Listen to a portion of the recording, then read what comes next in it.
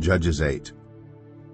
Now the Ephraimites asked Gideon, "Why have you treated us like this? Why didn't you call us when you went to fight Midian?" And they challenged him vigorously. But he answered them, "What have I accomplished compared to you? Aren't the gleanings of Ephraim's grapes better than the full grape harvest of Abiezer?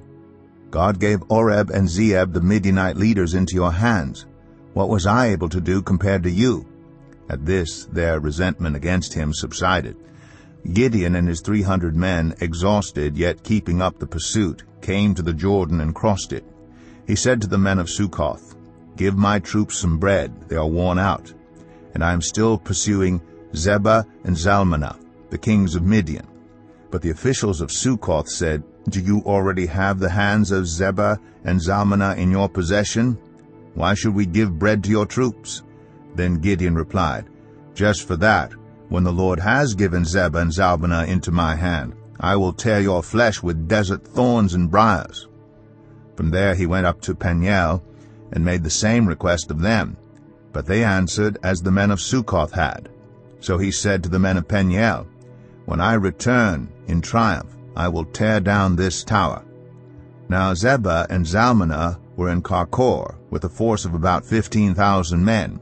All that were left of the armies of the eastern peoples, 120,000 swordsmen, had fallen.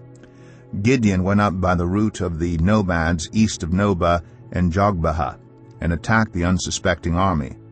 Zebah and Zalmunna, the 2 kings of Midian, fled, but he pursued them and captured them, routing their entire army. Gideon, son of Joash, then returned from the battle by the pass of Eris. He caught a young man of Succoth and questioned him, and the young man wrote down for him the names of the 77 officials of Succoth, the elders of the town.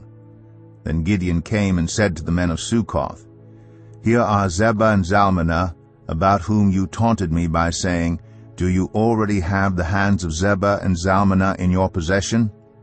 Why should we give bread to your exhausted men?' He took the elders of the town and taught the men of Succoth a lesson by punishing them with desert thorns and briars. He also pulled down the tower of Peniel and killed the men of the town. Then he asked Zebah and Zalmunna, 'What kind of men did you kill at Tabor?' 'Men like you,' they answered, 'each one with the bearing of a prince.' Gideon replied, 'Those were my brothers, the sons of my own mother. As surely as the Lord lives, if you had spared their lives, I would not kill you.' Turning to Jether, his oldest son, he said, 'Kill them.'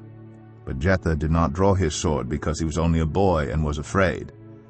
Zebah and Zalmunna said, 'Come, do it yourself. As is the man, so is his strength.' So Gideon stepped forward and killed them, and took the ornaments off their camels' necks. The Israelites said to Gideon, 'Rule over us, you, your son, and your grandson, because you have saved us from the hand of Midian.' But Gideon told them, 'I will not rule over you, nor will my son rule over you. The Lord will rule over you.' And he said, 'I do have one request, that each of you give me an earring from your share of the plunder.' It was the custom of the Ishmaelites to wear gold earrings. They answered, 'We'll be glad to give them.' So they spread out a garment, and each of them threw a ring from his plunder unto it. The weight of the gold rings he asked for came to 1,700 shekels, not counting the ornaments, the pendants, and the purple garments worn by the kings of Midian, or the chains that were on their camels' necks. Gideon made the gold into an ephod, which he placed in Ophrah, his town. All Israel prostituted themselves by worshipping it there, and it became a snare to Gideon and his family. Thus Midian was subdued before the Israelites and did not raise its head again. During Gideon's lifetime the land had peace 40 years. Jerubbaal, son of Joash, went back home to live. He had 70 sons of his own, for he had many wives. His concubine, who lived in Shechem, also bore him a son, whom he named Abimelech. Gideon, son of Joash, died at a good old age, and was buried in the tomb of his father Joash in Ophrah of the Abiezrites.